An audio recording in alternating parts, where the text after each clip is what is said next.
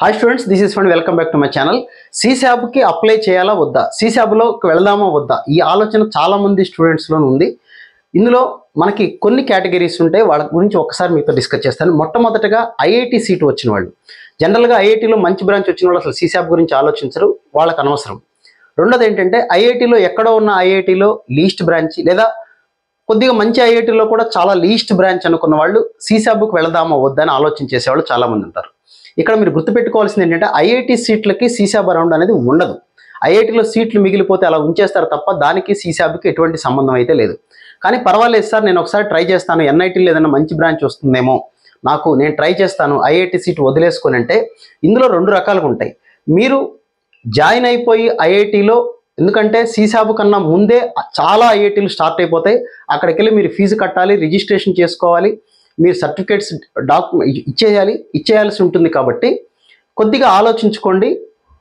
మీకు బెటర్ నాకు ఎన్ఐటీనే కావాలి, ఐఐటి వద్దు అని కనుక అనుకునేటట్లయితే అక్కడ ఐఐటి సీట్లో మీరు ఐఐటిలో వెళ్ళి అక్కడ మీరు సర్టిఫికేట్స్ ఇచ్చేసి డబ్బులు కూడా కట్టేస్తారు.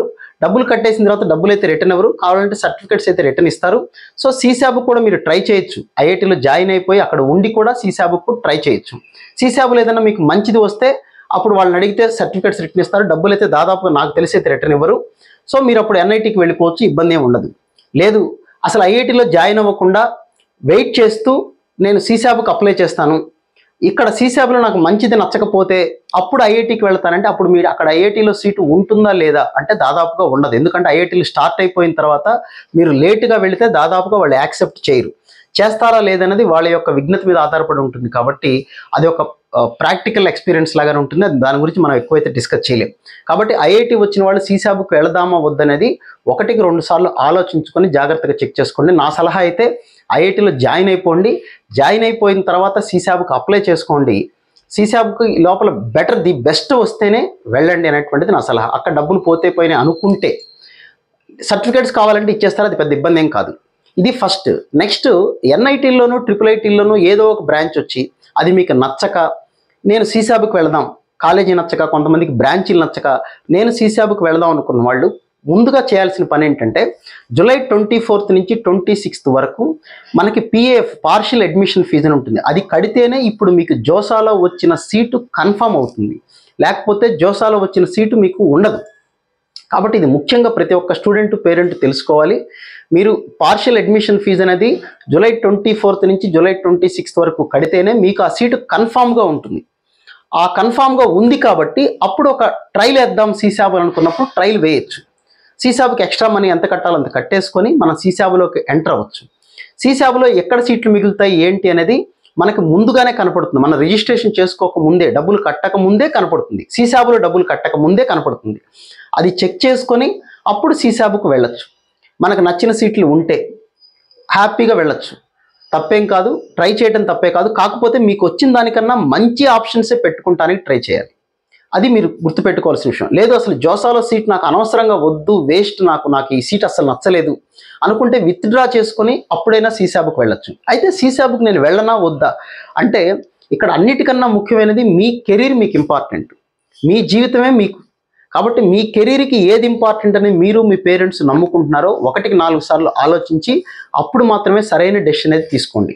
ఎంసెట్ రిజల్ట్స్ కూడా వచ్చేసినాయి, ఏపీలో వచ్చేసినాయి, తెలంగాణలో కూడా వచ్చేసినాయి. కాబట్టి ఇప్పుడు మీకు జోసాలో సీట్ వచ్చి ఉంటే జోసా సీటు, ఎంసెట్ సీటు, తర్వాత తెలంగాణలో అయినా ఏపీలో అయినా లేదా బయట ఏదైనా మీకు బిట్సాట్, విట్, ఎస్ఆర్ఎం ఇలా ఏదైనా కాలేజీలో వచ్చి ఉంటే ఈ కాలేజీల్లోకెల్లా మీకు వచ్చిన బ్రాంచి ఏది బెటర్ అనేది ఒకసారి జాగ్రత్తగా ఆలోచించండి.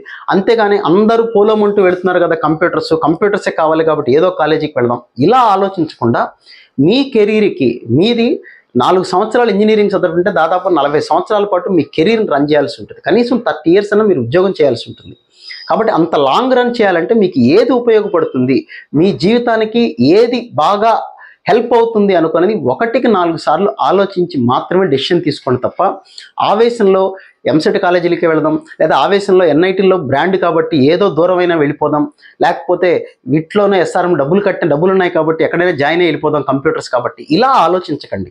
కెరీర్కి మనకు 4-5 ఆప్షన్స్ ఉన్నప్పుడు 1-2 సార్లు ఆలోచించి సీశాబ్కి వెళతాం తప్పేమీ కాదు. కాకపోతే డబ్బులు పోతాయి, డబ్బులు ఎప్పుడైనా జీవితంలో సంపాదించుకోవచ్చు. బట్ కెరీర్ అనేది చాలా ఇంపార్టెంట్ కాబట్టి సీసాబుకు వెళ్ళటం మంచిదే. ఎంత మంచి ర్యాంక్ వచ్చిన స్టూడెంట్ అయినా సీసాబు ఒక ట్రైల్ వేయటం తప్పేమీ కాదు. మనకన్నా, మనకొచ్చిన బ్రాంచ్ కన్నా, మనకొచ్చిన కాలేజీ కన్నా బెస్ట్ అనుకున్నదే, బెటర్ కూడా కాదు, బెస్ట్ అనుకుంటేనే సీసాబుకు వెళ్ళండి. అంతే తప్ప సీసాబ్ అనేది ఏదో ఒక ప్రయోగం లాగా చేసి అనవసరంగా ఉన్న సీటును పోగొట్టుకునే ప్రయత్నాలు అయితే చేయకండి.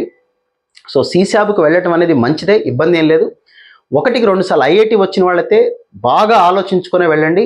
ఎక్కడ సీటు పోగొట్టుకోకుండా ట్రై చేసుకోండి. అలాగే జోసాలో, ఎన్ఐటీలో కానీ, ట్రిపుల్ ఐటీలో, జిఎఫ్టీలో సీటు వచ్చిన వాళ్ళైతే ఒక ప్రయత్నం తప్పనిసరిగా చేయండి. సీసాబ్లో అనేది చేస్తే ఆ మిగిలిపోయిన సీట్లే కాదు, మిగలకుండా ఉన్న సీట్స్ కూడా మనం పెట్టుకోవచ్చు, వెబ్ ఆప్షన్స్ అనేది. దాని గురించి ఇంకొక వీడియోలో మీతో డిస్కస్ చేస్తాను నేను.